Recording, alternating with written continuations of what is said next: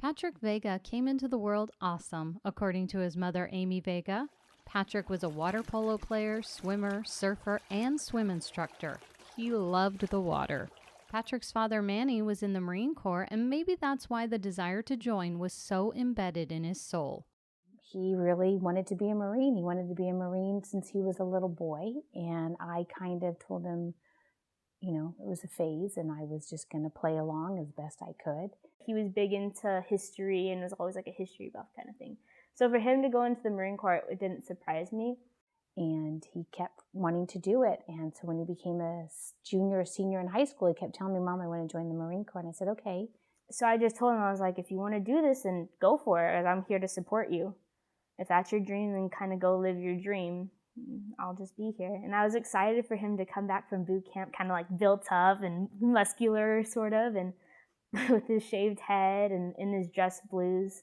He went ahead and did his push-ups and his pull-ups, but he just had a difficult time running. And I always tell everybody, well, he's not a land, he's a shark. So he's not the cheetah, but he's the shark in the water. So it took him a while.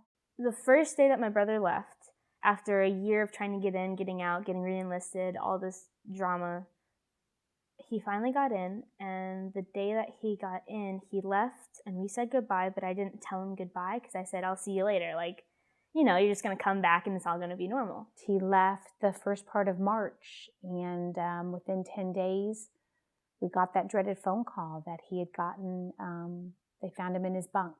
And I got this phone call from my aunt on my mom's side. It's her sister.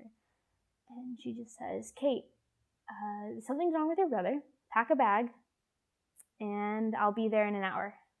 Unbeknownst to us, he had been extremely sick, and they'd actually put him in a conditioning unit because when he did get there and he had to do his run time, he didn't make it. And I questioned the Marine Corps on the running. As I was packing, I actually remember myself walking from my parents' room to here, and I just broke down. I just kind of sat there and I was like, okay, what's happening? The doctors basically said there's really nothing that they could do, that they were going to try and stabilize him the best he could, and we were going to wait for Kate to come. And then he officially passed away that Sunday on March 25th. A lot of the feedback or the backlash that we're getting is because he died of natural causes. While looking at him in the hospital for 3 days, you can see that it wasn't natural causes. He had 5 different blood pressure medications. His hands were 3 times the size of what they were, head shaven, stuff, and it just wasn't a good picture. Natural causes was because he would go into cardiac arrest, and that's the real reason. It took us a good 6-8 months before we would even get the report. And Dr. Gonzalez took the report, and he read it, and he dissected the report, 35-page conclusion. And he told us that within that report, there was at least 5 incidences that Patrick could have been saved if he had just gotten an IV and taken to the hospital. It's been a year, and Amy and Kate each find different ways to deal with the grief. I need to show other people that you just don't go in a corner and you hide and you crawl up in a ball, but we still are alive, and our daughter's still alive, and there's really good things going on in the world, and we need to continue to live. And I think he would want us to honor him by living and not being down and stuff. So that's kind of what we've been doing, but it's not easy. I have my ups and my downs and my good and my bad, and that's what we do.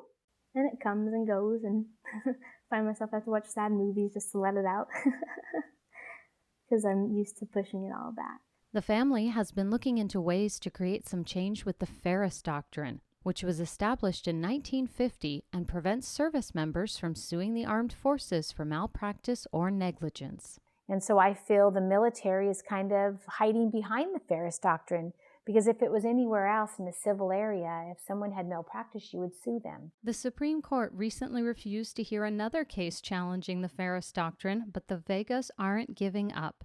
Patrick Vega will always be 21 years old after passing away March 25, 2018. To honor his memory, the family places painted rocks at locations all over the world. They bring him to life in a rock.